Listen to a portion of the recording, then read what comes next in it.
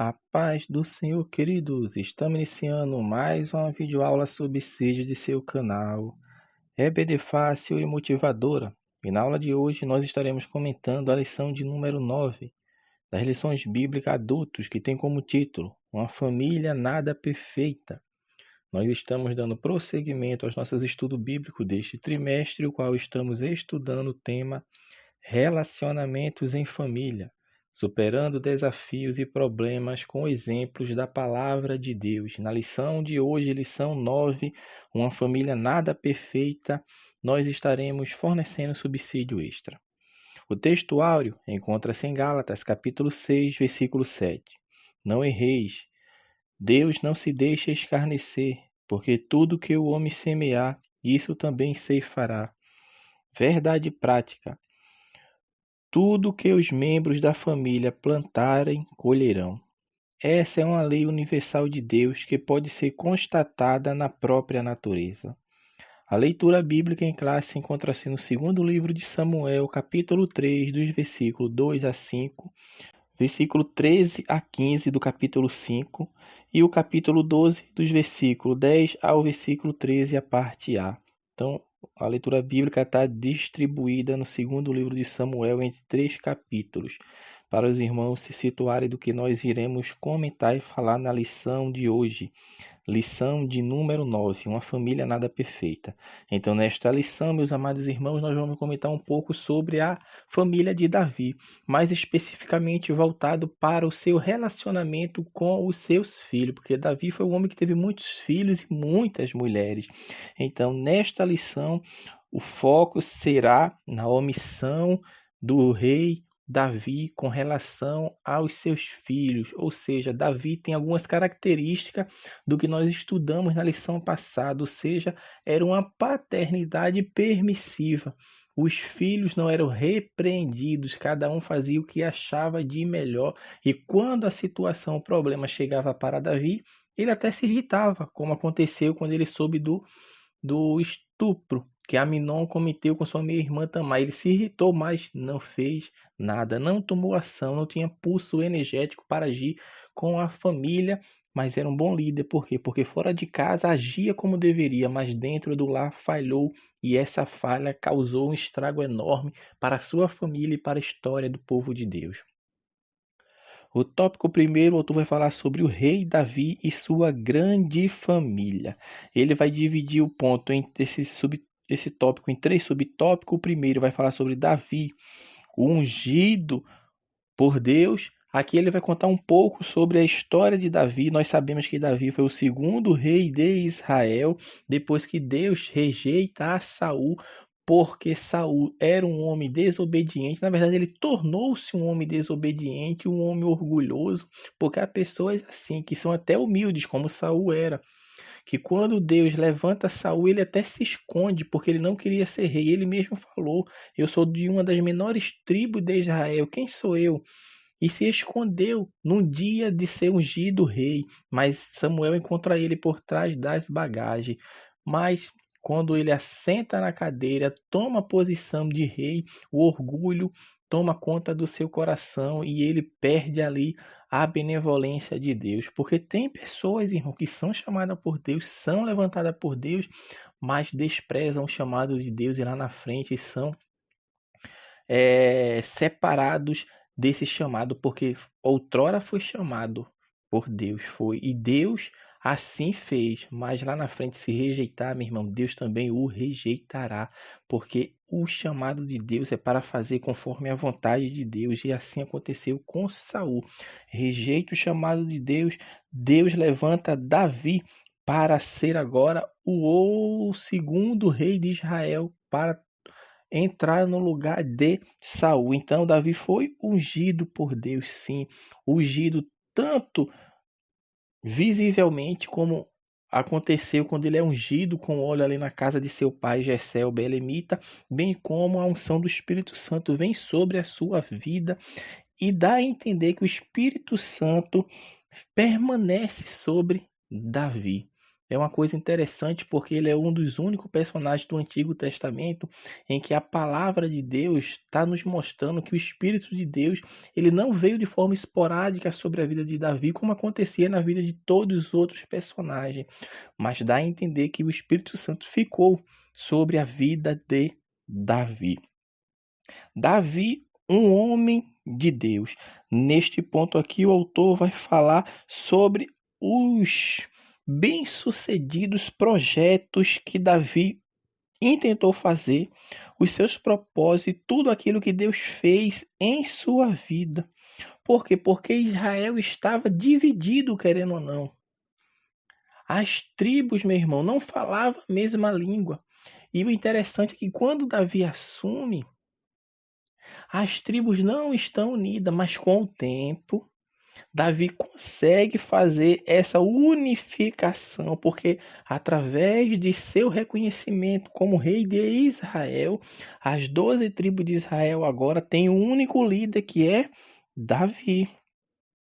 Então Davi, meu irmão, ele unificou a monarquia e foi vitorioso em tudo que o Senhor era para com ele, que era para ele realizar.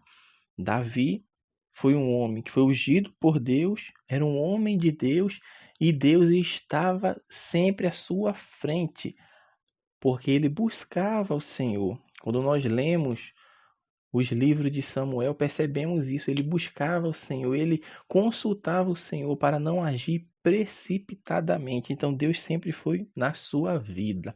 Agora, passando um pouco sobre esse lado mais biográfico da vida de Davi, porque falamos do seu chamado, como foi a sua unção, como o propósito de Deus se realizou na sua vida. Agora nós vamos ver a família de Davi.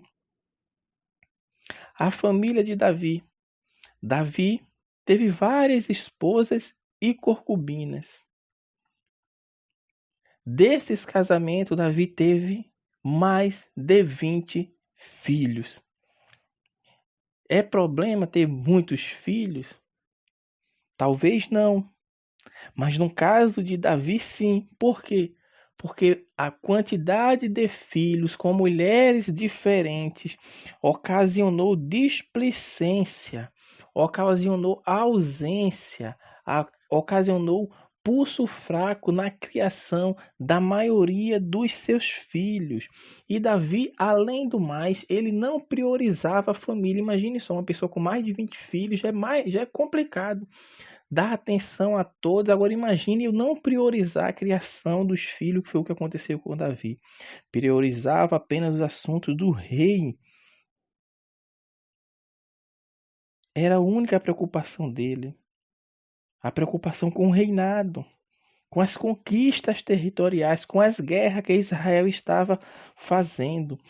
E com isso, meu irmão, negligenciou na família. O tópico 2, o autor vai falar sobre filhos e parentes na casa de Davi. Aqui ele vai falar do tema principal desta lição, que é o incesto cometido por Aminon. E ele vai falar um pouco sobre esses personagens. Vai falar primeiro de Tamar. Tamar era filha de Davi com a princesa do reino de Jesus, porque a mãe de Tamar, com quem Davi gerou a Tamar, tinha o nome de Maca. E esta Maca, meu irmão, ela era filha do rei de Jesus.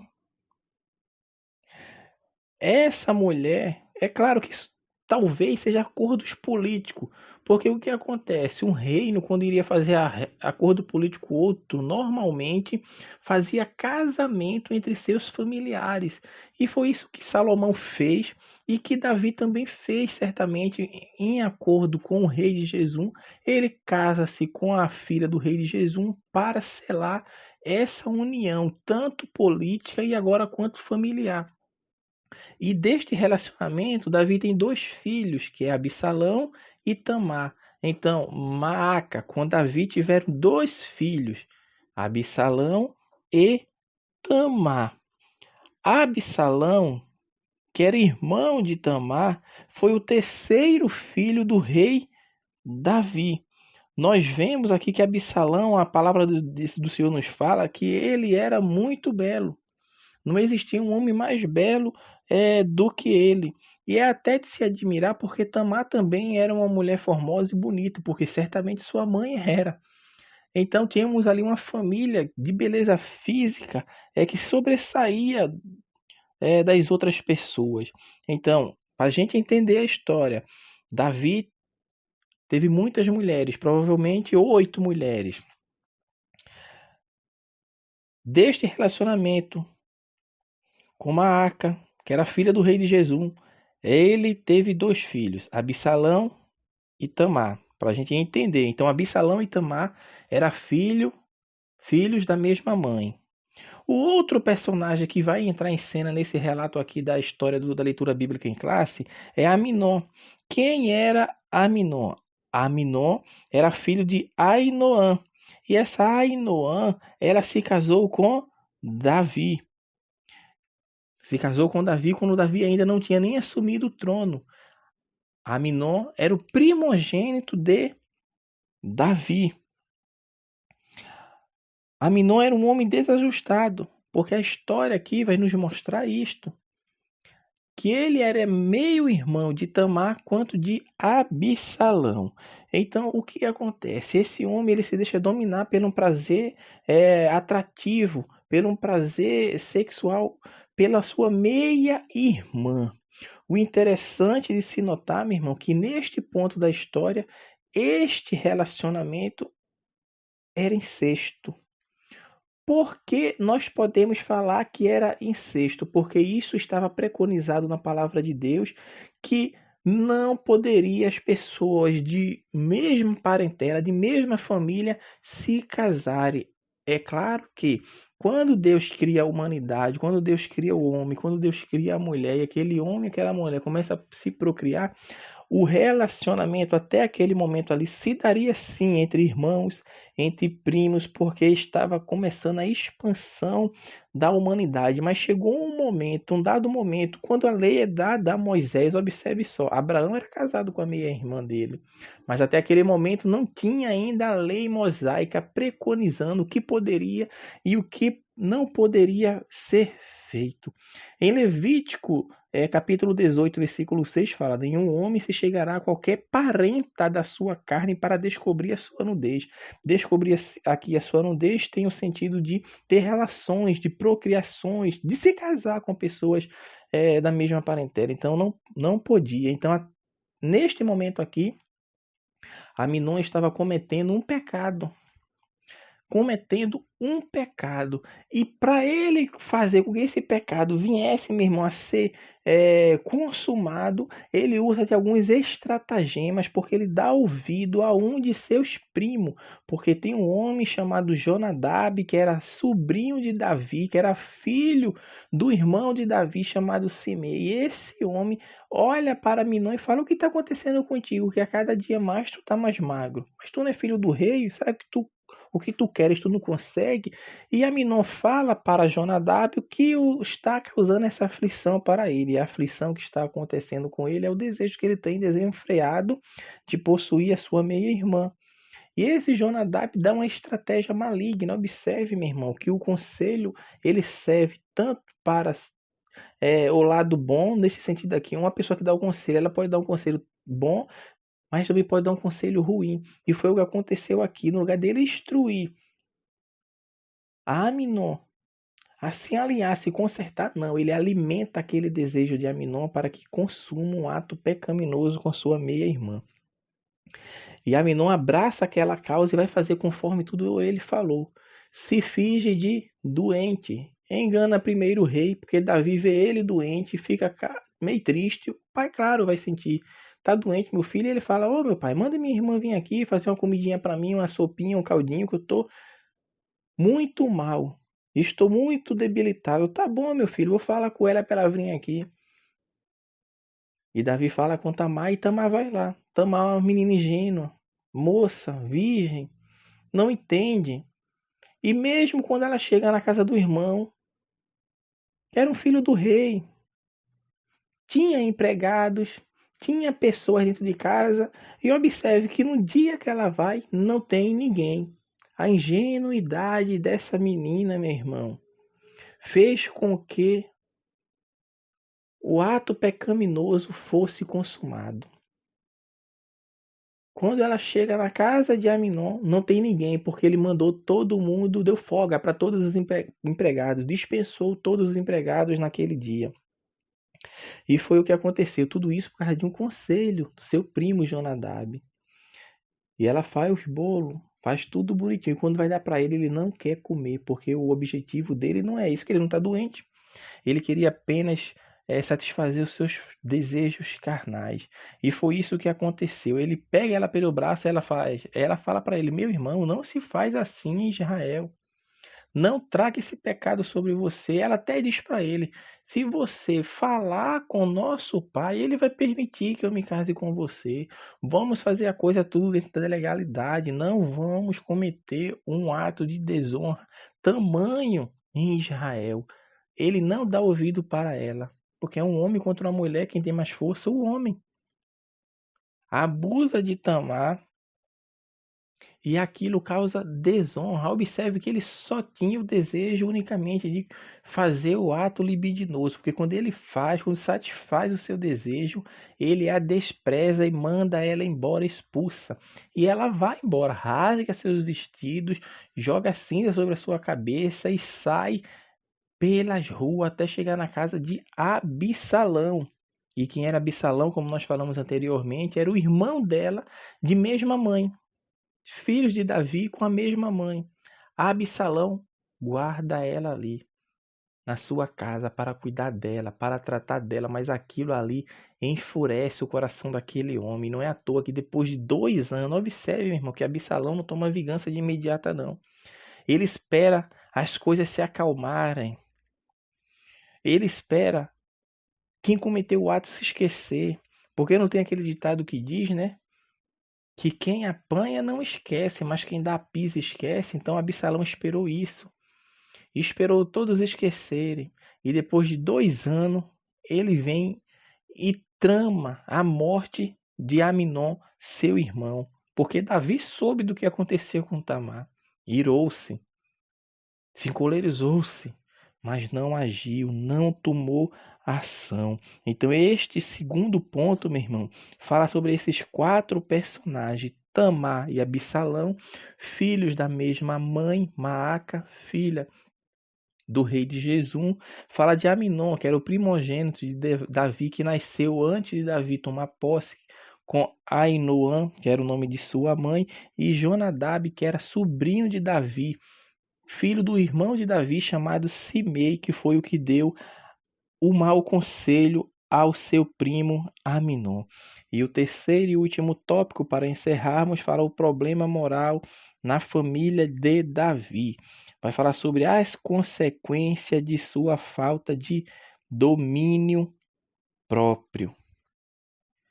Neste ponto aqui, o autor vai falar um pouco sobre o adultério que Davi cometeu com Batseba. Essa história é bastante batida e bastante conhecida nossa. O autor vem trazer nesse primeiro subtópico aqui essas consequências, porque foi um ato que aconteceu de forma deliberada. Davi assim quis que acontecesse, e quando o erro foi cometido, porque ele pensou que ia satisfazer ali o seu desejo carnal, ia ficar por aquilo, mas a notícia chega para ele que a mulher está grávida. A mulher está grávida e agora ele tem que arrumar uma solução de não se entregar. Porque como que a mulher vai estar grávida se o marido está na guerra? Então Davi faz uma trama para Urias voltar, que era o esposo de Batseba, se deitar com ela e assumir o filho que era dele. Só que ninguém ia saber, não tinha teste de DNA. Mas só que Urias era tão fiel ao rei e ao exército de Israel que ele se nega a ir para sua casa enquanto o povo está lá na guerra, os seus amigos. E a trama de Davi, meu irmão, só enrola, porque a Bíblia fala, né? Um abismo chama outro abismo. Adultério, morte. E não só foi a morte de Urias, não, porque Urias, quando é colocada na frente ali de batalha, morre ele e outros, meu irmão. É a consequência do pecado de Davi. Mas Deus não deixa o pecado impune, porque o pecado o homem pode até confessar, como Davi confessou depois que o profeta Natan foi lá e despertou a sua consciência que estava cauterizada. Quando Deus desperta, ele reconhece, mas Deus fala que vai ter consequência.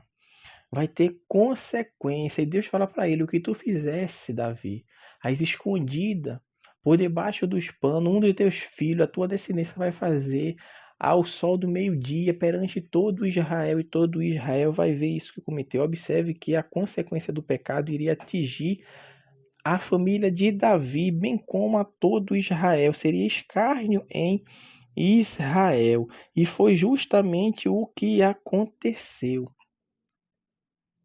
Absalão vai querer dar um golpe de estado em Davi. E Davi percebe que seu filho está dando um golpe de estado, foge. Porque conhecia quem era Absalão. Vai fugir de Israel.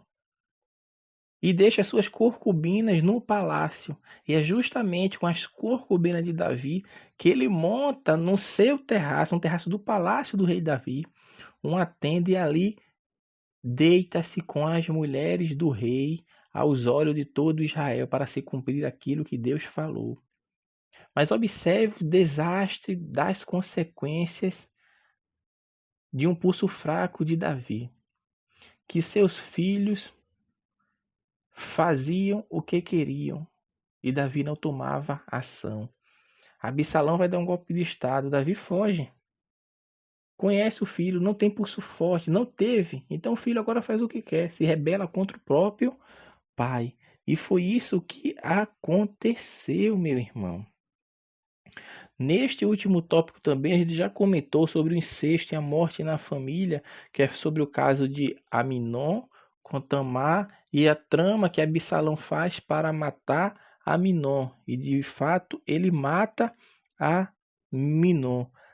Absalão também morre depois no final. Por quê? Porque quando vão pelejar contra o exército de Absalão, Davi até diz: olha, não é para matar Absalão, só que as pessoas matam Absalão. O seu general mata Absalão. A palavra de Deus fala que Davi fica triste. E o povo fica: ué, o inimigo do rei está morto e o rei está triste. O rei queria que nós que morrêssemos, o filho dele estivesse vivo. Aí é quando o general vai para Davi e fala: olha, vai lá e fala para o povo. Tu queria que o povo morresse para teu filho estar vivo, que queria te matar e matar todos nós. E foi isso que aconteceu. Então, minha irmã, essa lição, ela vem trazer uma síntese do fracasso, né, do Davi como pai.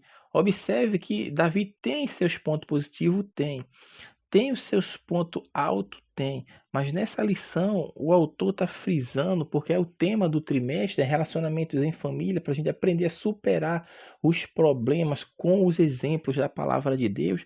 A gente está pegando os exemplos de Davi para superar alguma dificuldade, algum empecilho que esteja nos impedindo de alcançar, meu irmão, com que tenhamos um relacionamento familiar duradouro e sadio, que é o que Davi não teve com a sua família, porque ele não teve proximidade, não teve vigilância, não teve exemplo, foi exemplo mau para os seus filhos, um pai ausente, um pai que estava preocupado apenas com o seu lado social, com o seu lado financeiro, com as questões políticas do reino, e estava negligenciando a sua participação como pai dentro do seu lar.